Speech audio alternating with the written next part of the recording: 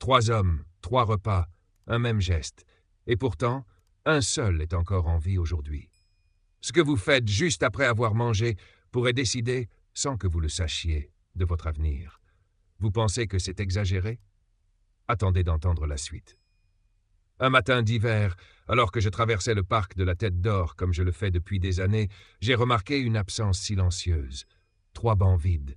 3 hommes d'un certain âge, avec qui j'échangeais chaque jour un sourire, une poignée de main, un mot sur la météo, n'étaient plus là.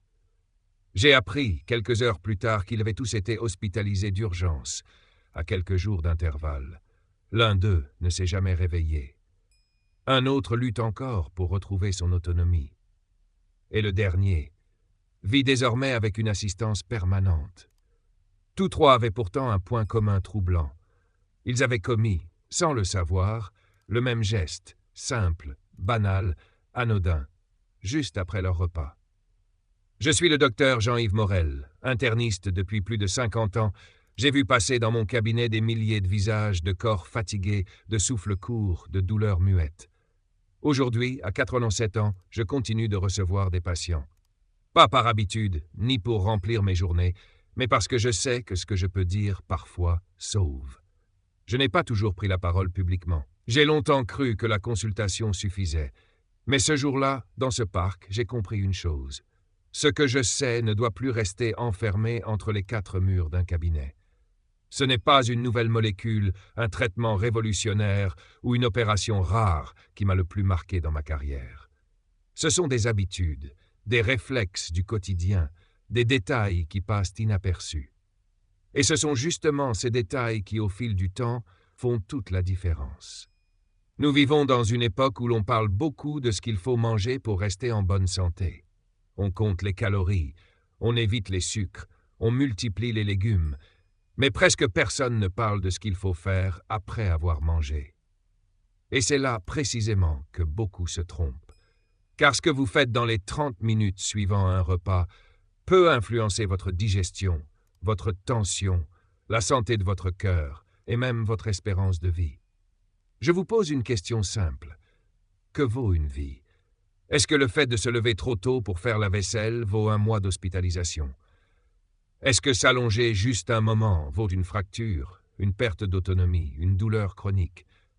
Je sais que cela peut sembler exagéré, mais je vous promets que ce ne l'est pas, car je l'ai vu, vécu, constaté, trop de fois. Ce que je vais vous révéler aujourd'hui est sans doute l'information la plus précieuse que vous entendrez cette année, et pourtant, elle ne vous coûtera rien, sinon quelques minutes d'écoute et un peu d'attention. C'est une vérité simple, mais oubliée.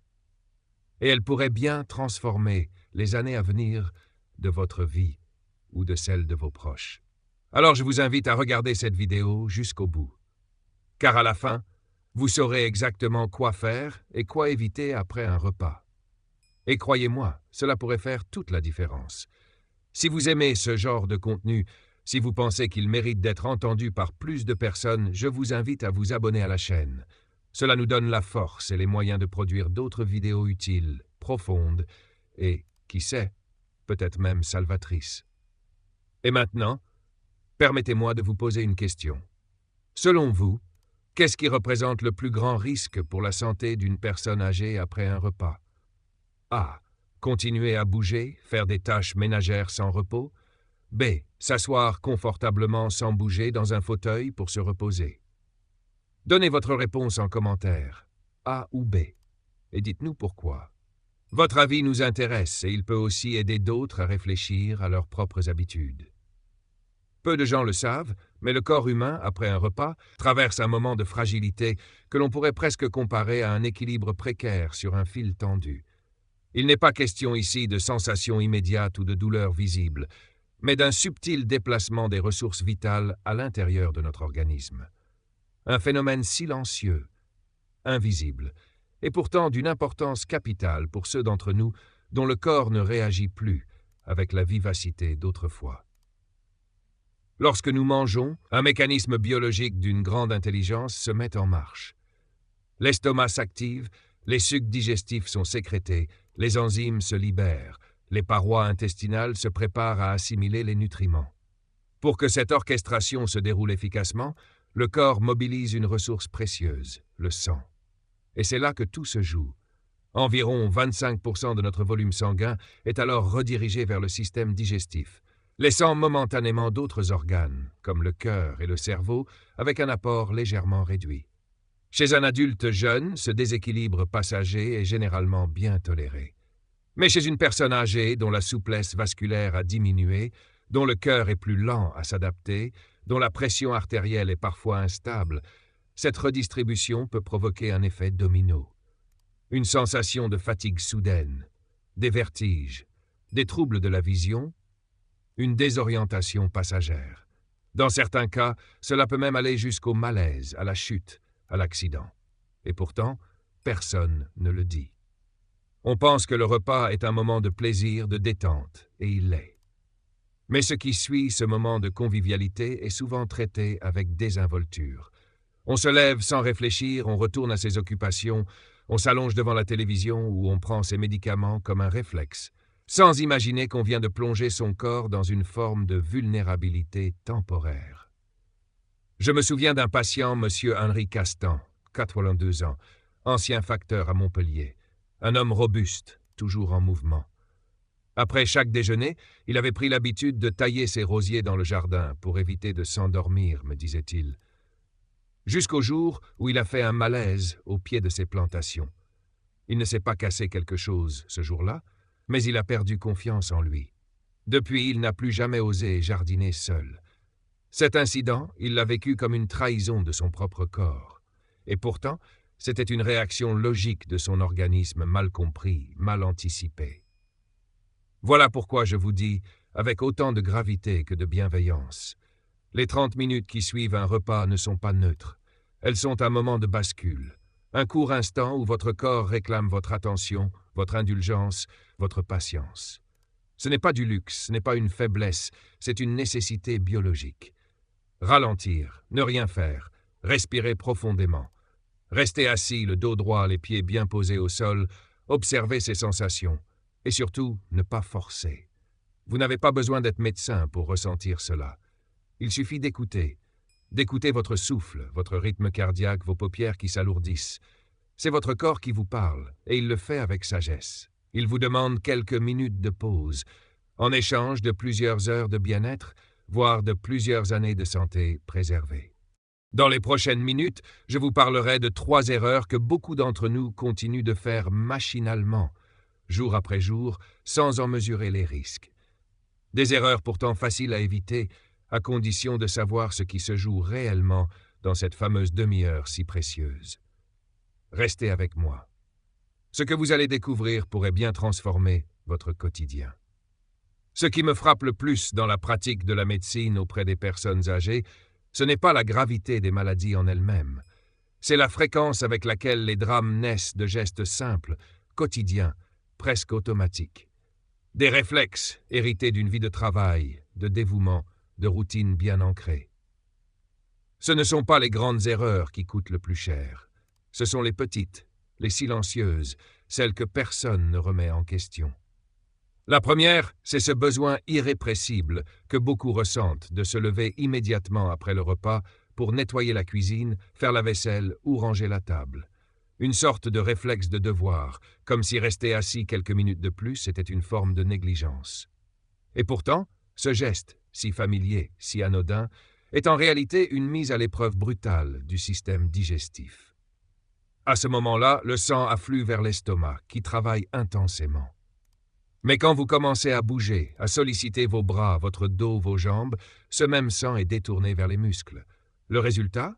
Une digestion perturbée, un cœur qui doit redoubler d'efforts, un cerveau moins irrigué. C'est là que surgissent les vertiges, les palpitations, les malaises.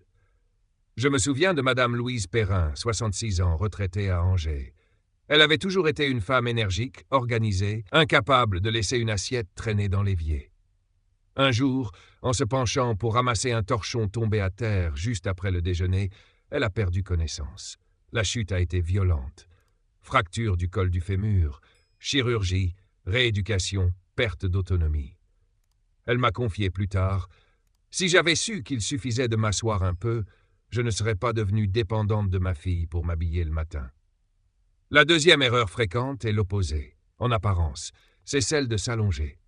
Le ventre plein, l'esprit légèrement engourdi, il semble naturel de se détendre dans un fauteuil ou de s'étendre sur le lit. Mais ce qui procure du confort à l'extérieur perturbe profondément l'intérieur, car la position allongée favorise le reflux de l'acide gastrique vers l'œsophage. Avec l'âge, le muscle qui agit comme une barrière naturelle entre l'estomac et l'œsophage perd de sa force. Résultat, brûlure, remontée acide, quinte de toux inexpliquée, irritation chronique, voire complications plus sérieuses. Ce que l'on croit être un simple mal de gorge peut être le début d'un trouble digestif profond. Je pense à M. Gérard Lemoine, 69 ans, de Nancy. Pendant des années, il faisait sa sieste dans son fauteuil juste après le repas. Il pensait bien faire, écouter son corps. Mais il souffrait sans cesse de toux nocturnes, de douleurs thoraciques, d'insomnie. Ce n'est que le jour où il a modifié cette seule habitude, rester assis, bien droit, pendant une demi-heure, qu'il a vu ses symptômes disparaître.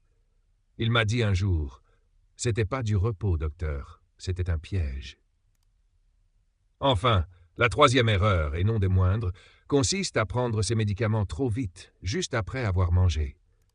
Beaucoup de patients lisent sur la boîte à prendre après le repas et en concluent qu'il faut les avaler immédiatement, parfois encore à table. Mais à ce moment précis, l'estomac est saturé, les sucs digestifs sont actifs et les médicaments risquent d'être moins bien absorbés ou au contraire de provoquer des effets secondaires imprévus. Cela est particulièrement vrai pour les traitements contre l'hypertension, le diabète ou les troubles cardiaques. Le pic d'absorption mal maîtrisé peut provoquer des malaises, des chutes, des pertes de connaissance. Monsieur Alain Dumas, 81 ans, habitant à Poitiers, l'a appris à ses dépens. Un jour, après avoir pris son comprimé pour le cœur en quittant la table, il s'est levé pour aller chercher son journal. Il a vacillé, s'est effondré, s'est blessé à la tête. Une hospitalisation de plusieurs jours pour un geste qu'il pensait inoffensif. Depuis, il attend systématiquement 30 minutes et sa tension est restée stable, sans autre incident. Ces histoires, je les partage non pas pour effrayer, mais pour alerter. Car chacune de ces erreurs peut être évitée. Il suffit de les reconnaître, de les comprendre et surtout de ne plus les banaliser. Dans les prochaines minutes, je vous montrerai à l'inverse ce que vous pouvez faire, simplement, efficacement, pour transformer ce moment critique en opportunité de bien-être. Il est rare qu'un simple geste puisse avoir autant de portée sur la santé qu'un traitement médical. Et pourtant, dans la pratique, j'ai vu des patients se transformer non pas grâce à un nouveau médicament, mais grâce à une habitude modifiée, répétée chaque jour. C'est dans ces détails-là, presque invisibles, que se cache le véritable pouvoir de la prévention. Car si certaines erreurs peuvent aggraver les fragilités du corps, certains gestes, eux, peuvent le renforcer doucement, jour après jour. Parmi les habitudes que je recommande le plus souvent, il y en a une qui semble trop simple pour être vraie. Boire un verre d'eau tiède, environ 10 minutes après le repas. Beaucoup de gens lèvent les yeux au ciel quand je leur en parle pour la première fois. Et pourtant, ce geste apparemment anodin est un soutien formidable pour le système digestif. L'eau tiède, à la différence de l'eau froide, n'interrompt pas le travail des enzymes digestives. Elle ne provoque pas de choc thermique dans l'estomac déjà mobilisé. Elle vient au contraire l'apaiser, l'aider, le soutenir dans sa tâche. L'effet est presque immédiat. La digestion est plus légère, les sensations de lourdeur diminuent, les ballonnements sont moins fréquents. Et surtout, cette hydratation douce aide à prévenir les remontées acides, les brûlures d'estomac, les crampes abdominales. J'ai vu des patients réduire leur consommation d'antiacides simplement en adoptant cette pratique régulière. Je pense à Madame Eliane Rousseau, 83 ans vivant à Bordeaux. Depuis des années, elle souffrait de troubles digestifs récurrents, malgré une alimentation saine. Elle avait tout essayé, sauf cela. Un jour, elle a commencé à boire un simple verre d'eau tiède, lentement, sans précipitation, après chaque repas. 3 semaines plus tard, elle est revenue me voir avec un sourire qu'elle n'avait plus eu depuis longtemps. « Je digère enfin, docteur. Je me sens plus légère. » Ce n'était pas magique, c'était physiologique. Et c'était durable. Mais cette habitude ne suffit pas à elle seule. Elle prépare le terrain à une autre pratique tout aussi essentielle, marcher. Pas courir, pas faire du sport. Marcher doucement, tranquillement, après avoir accordé à son corps les 30 minutes de repos qu'il demande après chaque repas. Ce petit mouvement, réalisé sans effort, permet de remettre le corps en circulation. Il stimule le transit intestinal, stabilise la glycémie, réactive la circulation sanguine. C'est particulièrement précieux pour les personnes souffrant de diabète, d'hypertension ou de troubles du sommeil. Une simple promenade autour de chez soi, à un rythme calme, peut améliorer l'absorption des nutriments, aider à réguler l'insuline, faciliter l'endormissement en fin de journée.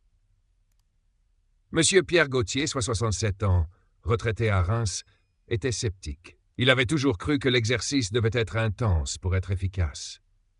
Je lui ai proposé un compromis, juste 10 minutes de marche, sans objectif, sans pression, chaque jour 30 minutes après le déjeuner.